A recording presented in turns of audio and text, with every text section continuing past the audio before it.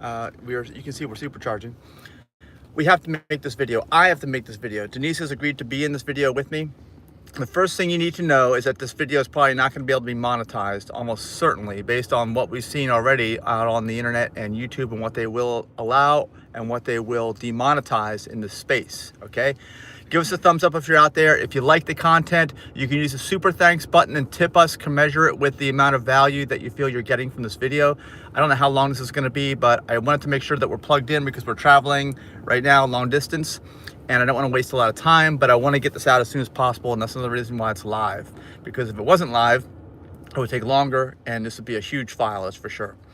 So let's get right to it. If you don't know or understand what happened, Brian Thompson, who was the CEO of United Healthcare, which is the largest health insurance company in the United States, was gunned down and killed about 10 days ago, I think it was, in New York City, as he was attending some kind of conference or meeting or something like that. Now, we don't, like I said, we don't condone any violence. We don't use that as our technique. We are educational as a nonprofit. But this has some underlying issues along with it, and that's why we need to take a deep dive into this, because it relates directly to the type of work that we're doing as a nonprofit.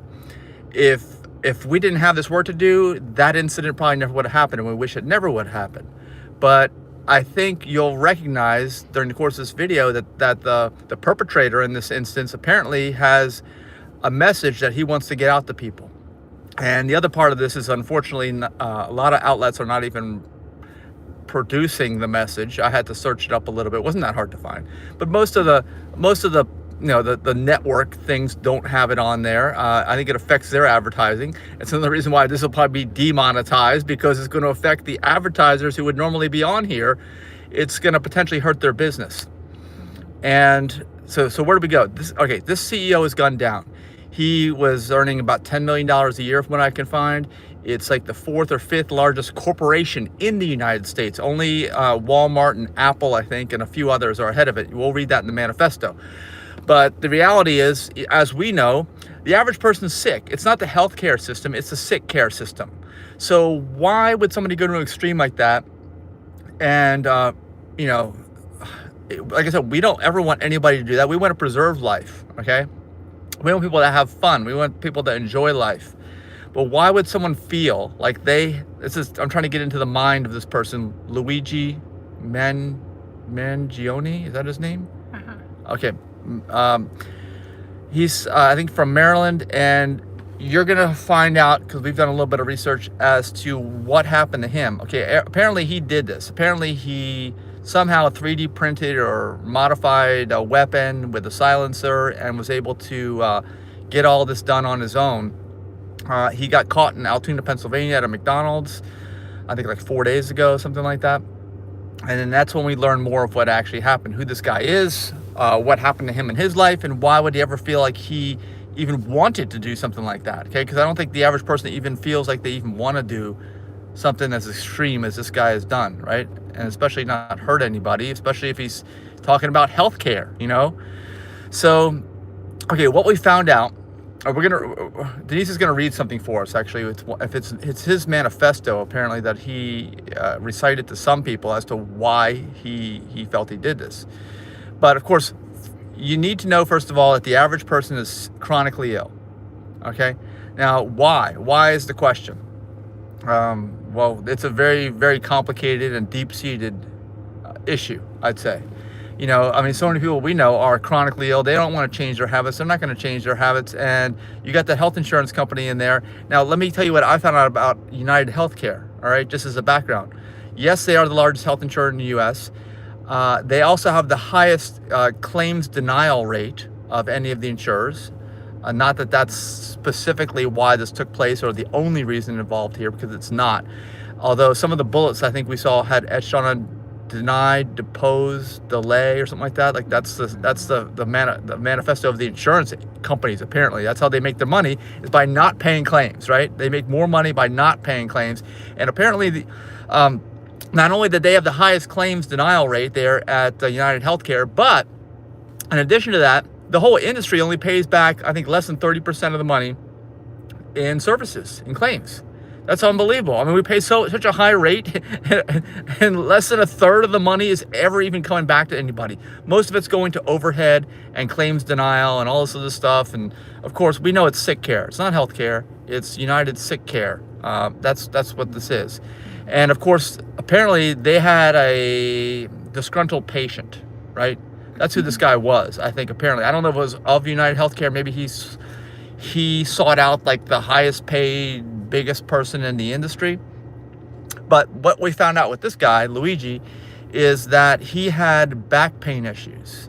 And as we've reported on our channel, and others have recently in the last year, this Dr. Gooby channel, we've learned, he's helped to tell us about why added salt is a problem with back pain and how it interferes with the healing process. And of course, you never hear this from your doctor. You never hear this in schools. You never hear, the doctors don't get it in their training either, right?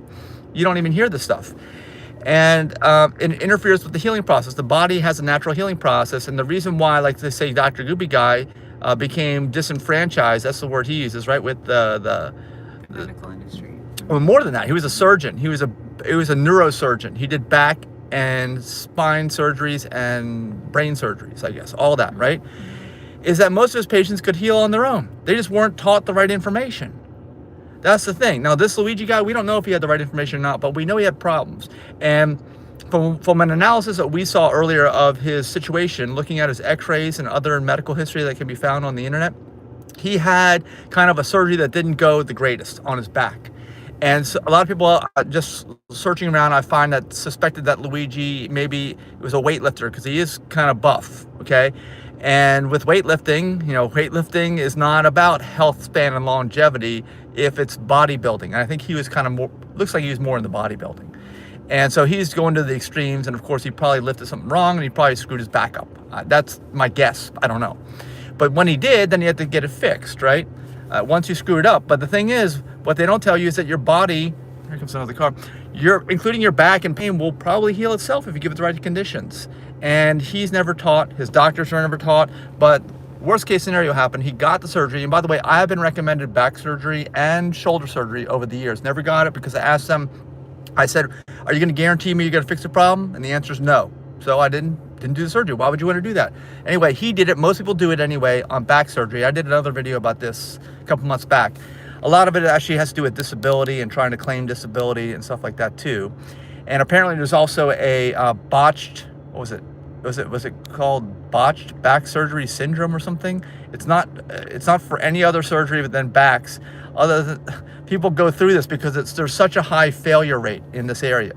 Apparently, there was some analysis done of Luigi's surgery. He had to have screws put in, and apparently the screws were put in at less than optimal angle, which probably causes additional lifelong pain. And keep in mind, even surgeons that we heard from say that even if the surgery was done perfectly, he still may have developed new pain that could last his entire life, including scarring, just from undergoing the surgery. Keep that in mind. Thank God I never had these surgeries, okay? And I've even commented to you and to others recently how my shoulder has healed itself within the past 2 years. Without surgery, it was a rotator cuff issue, super complicated, complex joint, like one of the most difficult, complicated joints in the body.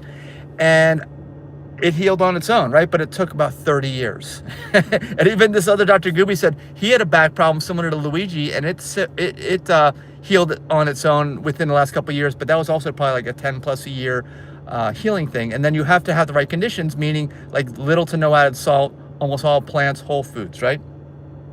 So let me know if you guys have questions about any of this stuff, because this is complicated. And as you'll hear from Denise reading the manifesto, maybe you should get into that now.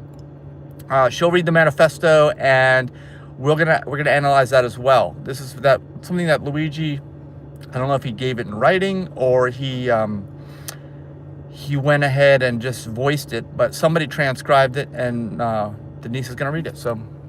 To the feds, I'll keep this short because I do respect what you do for our country. To save you a lengthy investigation, I state plainly that I wasn't working with anyone. This was fairly trivial. Some elementary social engineering, basic CAD, that's computer-aided drafting. I used to be a drafter. That's not part of the transcript. A lot of patience. The spiral notebook, if present, has some straggling notes and to-do lists that illuminate the gist of it. My tech is pretty locked down because I work in engineering, so probably not much info there. I do apologize for any strife or traumas, but it had to be done. Frankly, these parasites simply had it coming.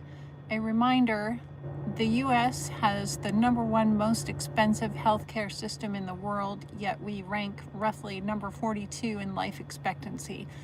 United is the indecipherable largest company in the Probably US fourth largest or fifth largest, I think by you meant to say. market cap, behind only Apple, Google, Walmart. It has grown and grown, but has our life expectancy? No.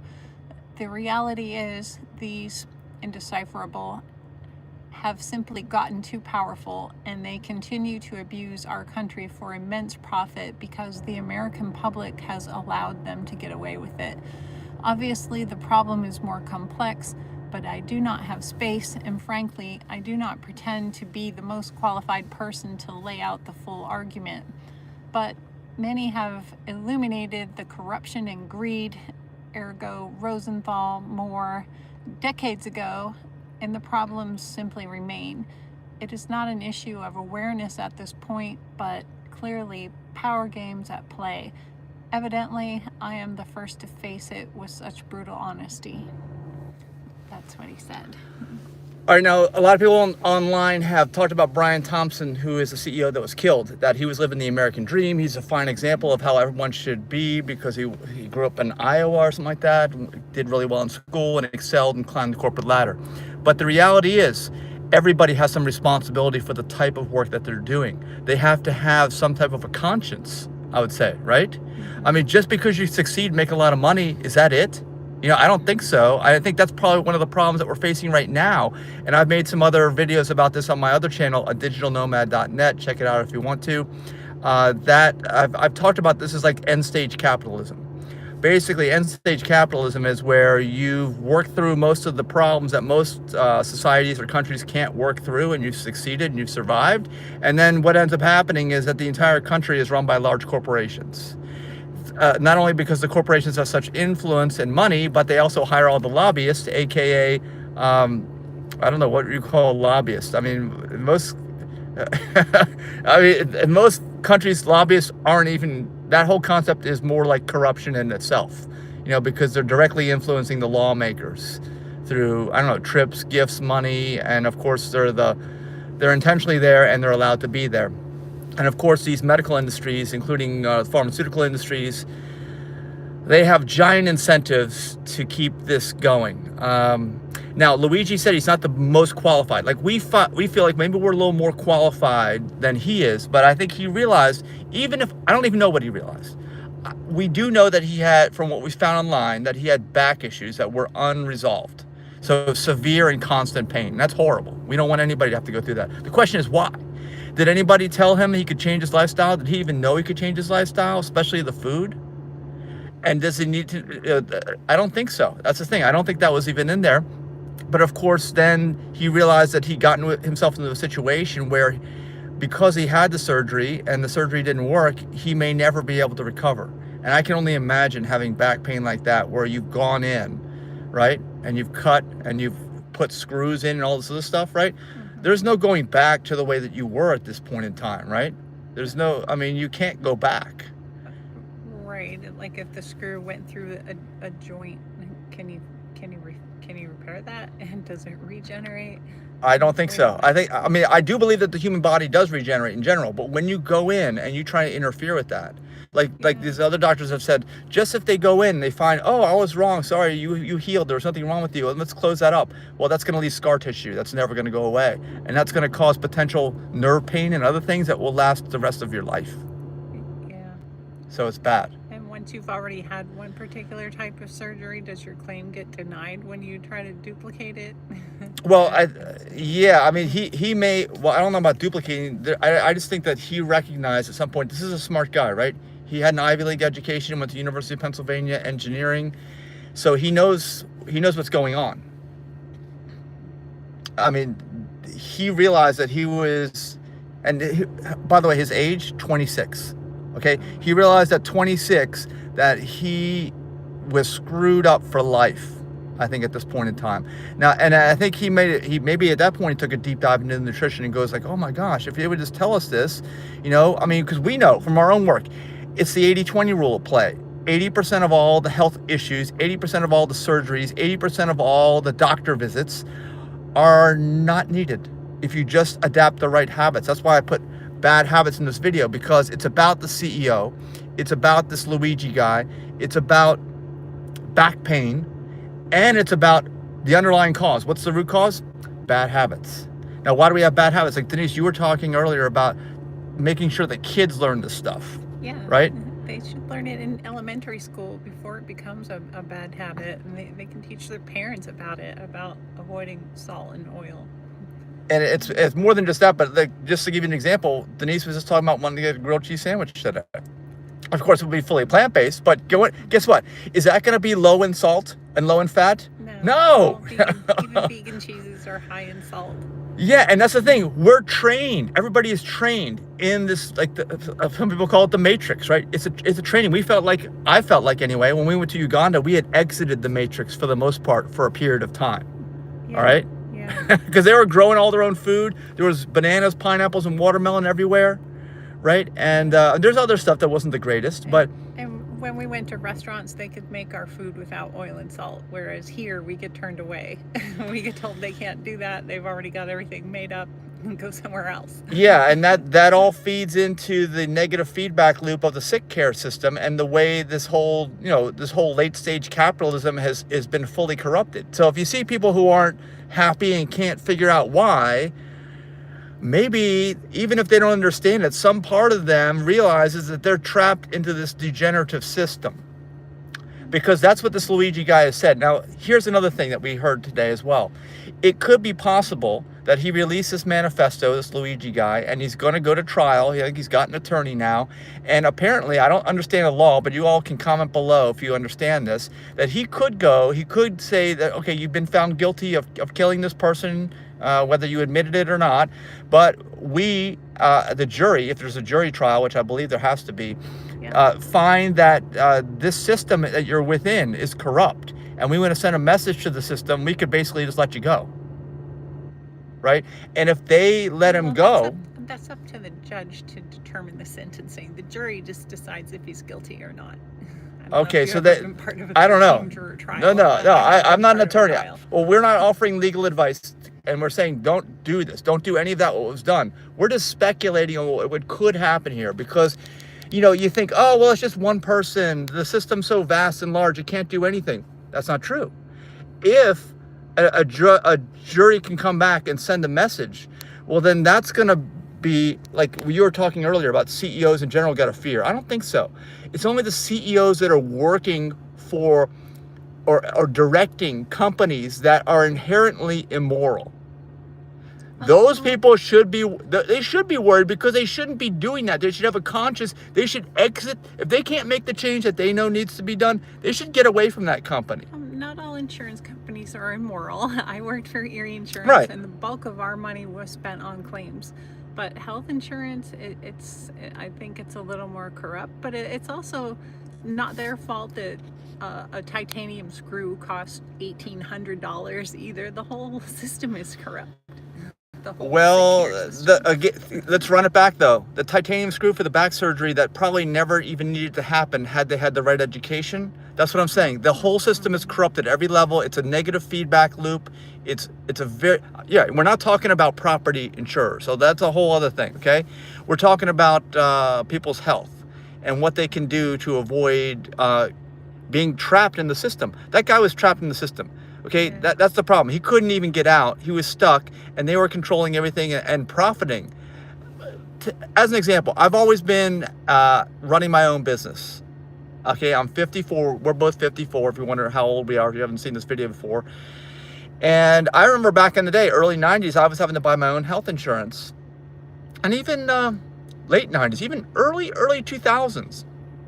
I would either go with, like, if I had we were raising a family at one point, I went with the HMO, which wasn't that much. It was only like $300 a month, I think, to cover everybody for everything, and there was no deductibles. That was one way. The other way I could do it was just to buy my own for me, which I did before 2010, I think it was. Early, right, maybe 9, 10, 11, 12, in that range, before they passed the Obamacare or whatever it is that they passed, which they forced insurers to cover even more things than that they were excluding. And before that time, I could get a policy for myself that was catastrophic for less than $100 a month. Okay, and that incentivized me to take good care of myself and not to pay that much. I don't even know what the penalty is now. I think the penalty, if you don't even buy the insurance, is like $5. I was past permanent for a while, and it was more expensive than an HMO. But I like that. What is an HMO? Kaiser is an HMO. Oh, okay, it is an HMO. It's one of the HMOs. They encourage lower claims. They offered plant-based cooking classes, for example. So I really enjoyed them. They're not all corrupt. Well, not all corrupt, but then Kaiser Permanente is doing these back surgeries and other things too. Okay, thinking they're doing the right thing for their patients. They're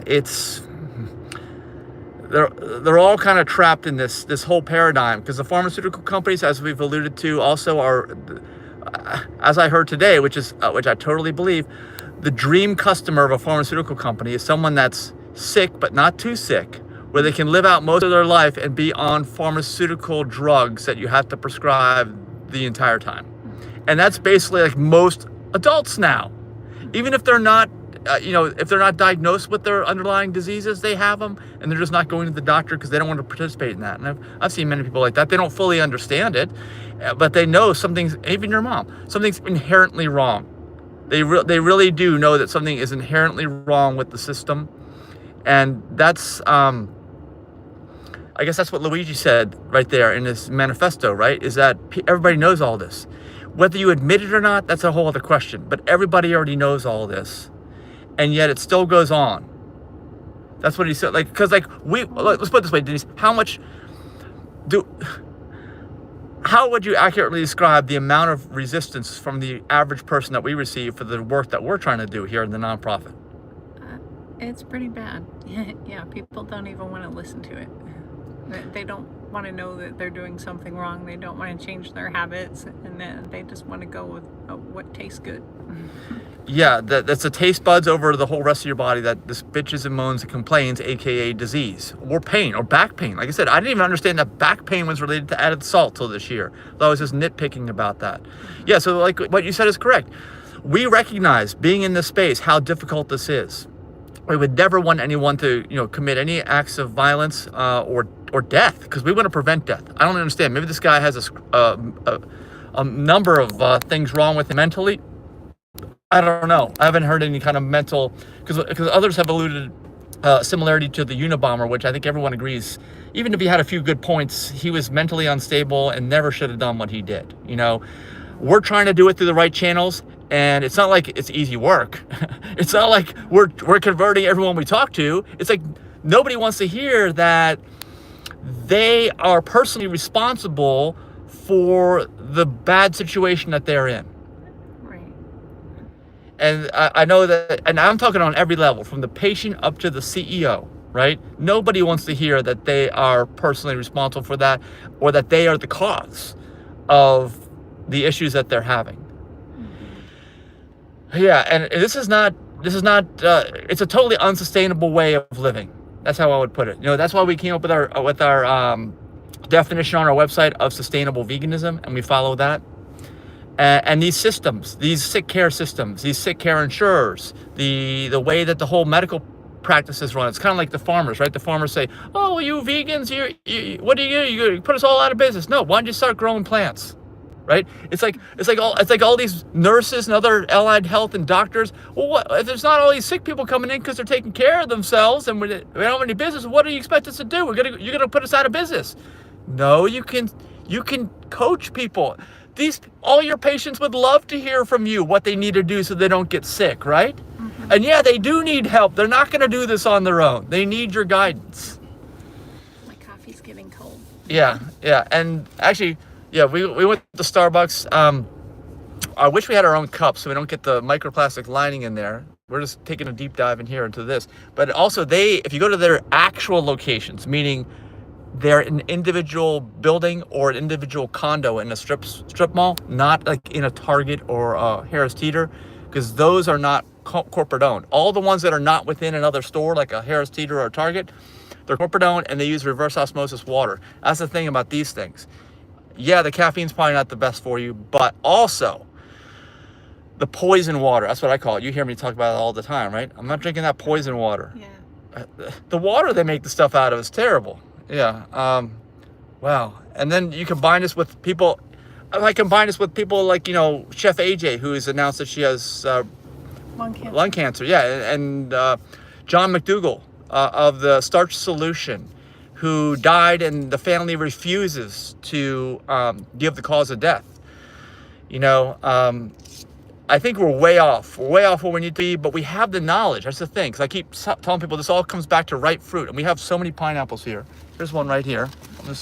Wasn't planning on putting this one in the video, but look, they're everywhere, okay? They're all over. We have them everywhere.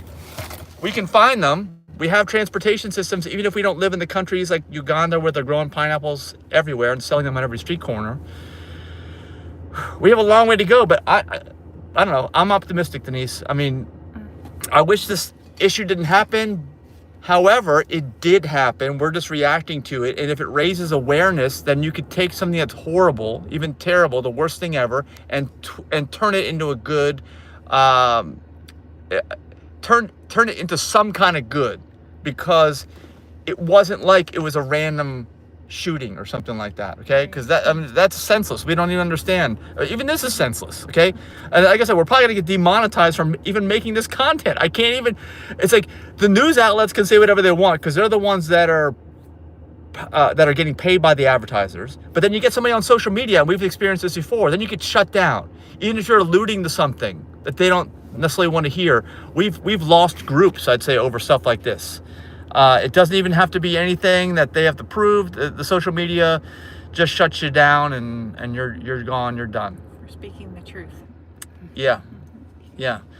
So anyway, we thank you for watching this. Spread it to others.